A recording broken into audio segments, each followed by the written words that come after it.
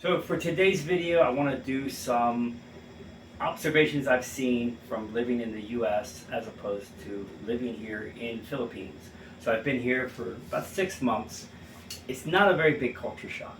Most of the people here speak decent English, enough English that you can get by. I really don't have to speak Tagalog very much, even in public, and I'm always with someone to translate with me anyway if I do have any questions or problems. So English is not really a barrier here. Most of the people who work in fast food have some degree of college education, and they are taught English in school at a young age. So most of the people here do speak two languages, at least most of them speak three. They speak their regional dialect as well. So they're very well educated, and you can communicate with people with pretty much good ease here. But that being said, the reason for today's video is I just want to show some differences. We've been in this house since, I believe, October or November. We moved in here, we bought this house, and there's some differences in the way houses are and living here is compared to as in the US. Most of the foreigners who come here live in a village with a gated community. We started out there, we were renting a house in a gated community, but we got this house here that's basically in the province or out on its own. We're in a neighborhood. The road outside, it used to be called Railus Streets. I believe it's something to do with some history here. I'm thinking it may have been a train track had went through here, then they took the train track out, opened up the land for people to build houses on both sides of the road where the train track had been. I'm not positive of that. That's something I'm going to look into later because I do like history.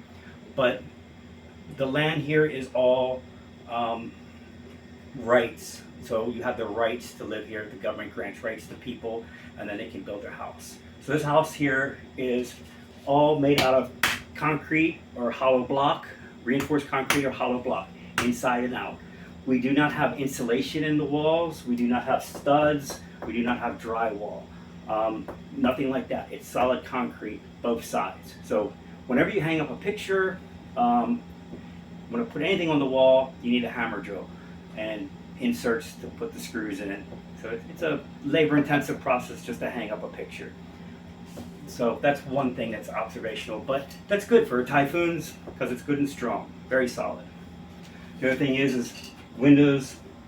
This house has sliding windows and screens.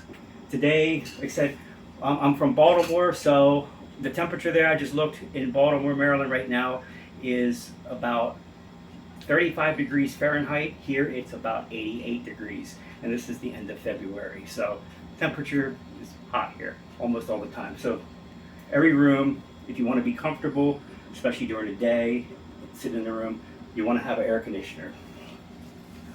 So one of the observations I do notice here was the plugs are not standard. The plugs in US, you have typical 2-prong or with the ground on it. The plugs here, this one will accept that. You can have the 2-prong, you can have the 3-prong would plug into that. You can also get the power strips that will allow various other types of plugs, as well as this power strip here allows offset plugs that are even different as well. And I believe this plug here will even accept this big, heavy, rounded plug-in. The electric service here is, I believe, 220 or 240 volts, where it's like double that as it is in the US. So electricity is higher voltage. So I did burn up a power strip when I first got here because I didn't realize that I had to watch that. So that's something you got to watch out for. So you do want to check your appliances or anything you bring here to make sure they are compatible with the higher voltage. But most things are. Most computer chargers, phone chargers are compatible with the voltage. There's nothing you really got to do. But never hurts to be prepared for that. Okay, so the other thing in the house, the homes, it's typical not to have built-in closets. So for our home, we've got, the wardrobe to put the clothes in. And that's pretty well standard. You get a wardrobe or some sort of cabinetry yourself and put in. You do not have built-in closets in the home. The bed, we did get a regular bed, more Western style bed. This is actually made in Japan. So is the the wardrobe that we have. It's just Japanese surplus. They have surplus stores here. They call it Japan surplus. Some of the furniture is made in Japan or Australia or imported in. So Japanese furniture is pretty nice. It's nice solid furniture. Right, so now we'll go back outside and start outside, and I'll show you some other things in the house that's different.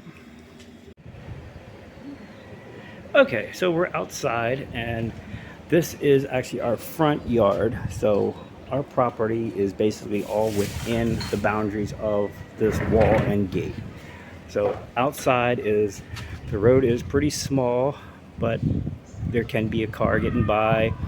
And there's a lot of tricycle traffic, which is, tricycle is a motorcycle with a sidecar. So here you do take the responsibility for yourself, for your own security. So we have a gate, and it's actually a double gate, the smaller gate, and double gate there. The gate does have spikes on the top even, so it's pretty nice. We do have a garden area, a moringa tree, or malunggay tree they call it here. Tropical plants. One thing that's kind of a little different to me is tropical plants you grow outside year round, so you don't have to take anything in. Have our air conditioner, and Philippines is a Catholic nation, so this is very common to have the statue of the Virgin Mary in the yard. So the other thing for security, when we moved in, we did add the iron grills on the air conditioners and the windows, all on the downstairs as well as the upstairs. So, like I said, you are responsible for your own security. And there is another gate here that goes to the back entrance, which goes over to the kitchen door. So we'll go inside. So it is a common thing too, because this is Asia, not US, that we don't wear our shoes in the house everywhere we go. So we leave our slippers outside and wear our inside ones. So here, living room is just fairly simple. We have the furniture, and then also more statues there. A TV. The ceilings are pretty high, so nice and airy in here, so it's not like stuffy and hot. And then it opens up into the dining room, all one big room. So another thing that is different here than US is the light switches don't have the toggle, they have a rocker, which is a little bit more sleeker. I mean, they are available in the US, but it's, most houses I've ever had always had the toggle switch. So thing in the bathroom is, you do have running water in the Philippines, and you do not clean yourself with paper and smear all over. You wash off. So there is a sprayer and soap, and the old school way here is the tabo, which is the pail and the bucket. Water service into the house is one temperature only, one pipe only. So you do not have hot and cold running water, you only have the water. There's no separate hot or cold. Even the shower, you have just one valve, so you do not adjust for the hot and cold. Typically, I've always grew up using a shower head with hot and cold water, but here you use, common way is the water and the tabo, and you wash off that way. But you can take a shower with the regular shower head. We do have some tile work to do in this house. We haven't got to that yet. Something we're going to be doing in the near future. The kitchen opens up. It's kind of like an extension onto this house. So this is the kitchen area. Kitchen is common to not have a stove. You have a burner. So we have a gas burner with 2 burners. We do not have a stove, oven. We do have a toaster oven, but not a separate full oven like a regular American house has. There's not a lot of baking here. But a little bit of baking we do in the toaster oven. So We have propane gas tank and a 2-burner stove. And once again, the water, even for the sink, is just one temperature. So when it's 90 degrees Fahrenheit outside in the middle of the afternoon, it is nice to take a nice refreshing shower with that outside temperature water as opposed to having hot water. We have this is another thing that's common, is these stands here to hold your plasticware and your plates. And then the house, we're able to have the refrigerator, and it's actually a pretty big refrigerator for here. Most of the refrigerators are kind of small. This area here is the washroom. We have a automatic washer, no dryer. It just spin dries, and you just automatic wash the hose. And that's what this green hose was in the bathroom. It just runs through the window where we plug in our water line when we wash the clothes. And then we take them upstairs and hang them. Okay, so also the other thing is the ceiling here is pretty much open. It's a metal roof. Eventually we're going to close that in. It's not really an issue right now, so something to do in the future. So one thing I did like about this house was, and that was the bedroom door there we started in. One thing I did like about this house is there's lots of room here. The house we had in the village was small, but this one is plenty of room. So it's actually 4 bedrooms.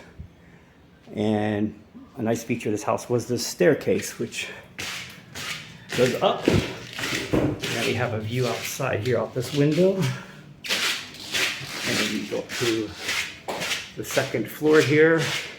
Once again, the high ceilings. And we have another bathroom here. The one downstairs was a bathroom and shower separate, but this one is a bathroom and shower all together. Shower room here. This is our hot water.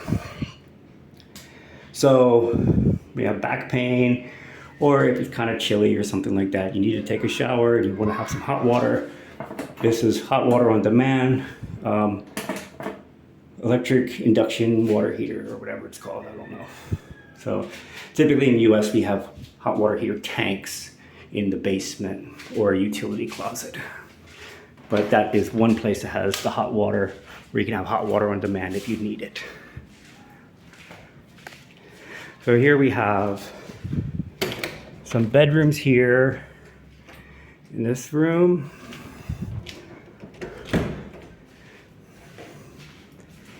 And this is actually a storage room we have. Nobody's in it as of now, but this is just a storage room. And there's a window overlooking the neighbor's yard. And as I said, the houses can be very different here. Nothing, nothing standard, because this is not in a village or a subdivision. So people just build as they need, as they're able to. And then we have the final bedroom here. Same thing. And that air conditioner is pretty powerful, and it actually carries enough to go through that venting into that last room we were just in. Another thing here is no wall-to-wall carpeting. It's tile, so you do not need to worry about wall-to-wall carpeting, have that dirt, and it is a lot cooler by having the tile as opposed to carpeting.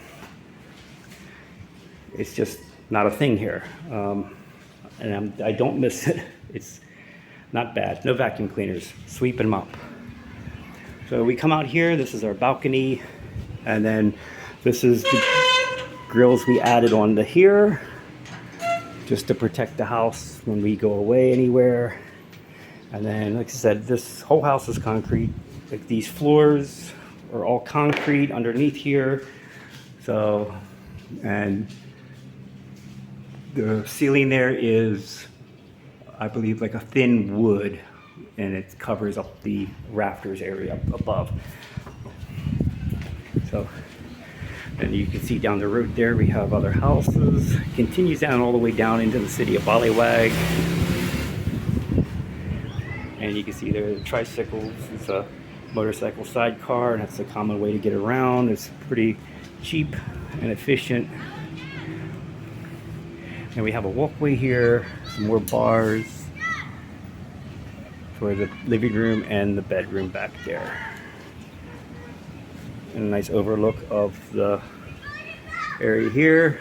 Nice to sit out here. And this is our clothes dryer where she hangs up her clothes after she does the washing. So that's a quick tour of the house, of my observations of the difference in how houses are from here to the US. I'm not a contractor, not in the building industry at all, but as an ex-homeowner in the US, I'm a homeowner in the Philippines, this is the differences I've seen. Do some of my own handyman work that I can do, and just some of my observations. So as far as being here, being safe in this country, I am. I don't feel threatened by crime. I don't feel threatened by the attitudes, the problems that I have found in the U.S. The mass shootings that's in the news all the time, the crime in the news all the time, shootings, everything that happens there. It's just not a common thing here. The news is not full of like doom and gloom every time you turn it on. The worst news is like earthquakes or typhoons, natural disasters. They don't talk about all the world events and everything's going to end tomorrow. It's just not a thing here. They don't dwell on it. So when we go out and about, we take a tricycle, we take a jeepney, we go into the marketplace, in town, in the mall. There's security everywhere in the malls or in the stores, but in the marketplace, it's kind of like what they would call maybe a wet market or a farmer's market in the center of town. Walk around freely, nobody bothers you. You get the, hi, how you doing? People like to speak English to you because they think you speak English, which, of course for me, I do. They say Americano, which I am American. I don't take offense to that because I am. Some people might if they're not American and they're walking around, but they don't know. They just think everybody's American if they're not like them. And they like to speak English because they like to practice their English the best they can, but they are a little shy sometimes to speak it. So, but nobody bothers you. Nobody's out to harass you or bother you. The worst you might get is pickpockets or something like that. I haven't been a victim of it, but anywhere you have crowds, you're going to have that any place in the world. So it's a common thing. So just be aware of your belongings, your pocket. Nobody snatches anything. But as far as gun violence or crime against, like major crimes, it's not an issue here. It's not really heard. So if you want to know anything else about my life here, living in the Philippines, or how the house is, or any of my observations, just please like or leave a comment below and let me know.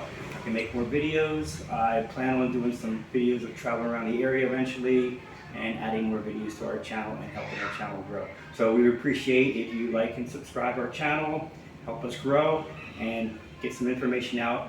We're going to start doing more different videos of life here in general, family life, joking around, having fun, and I want to try to put some information stuff out there as well for people who are interested in coming and maybe even staying and moving to the Philippines permanently. All right, thank you for watching.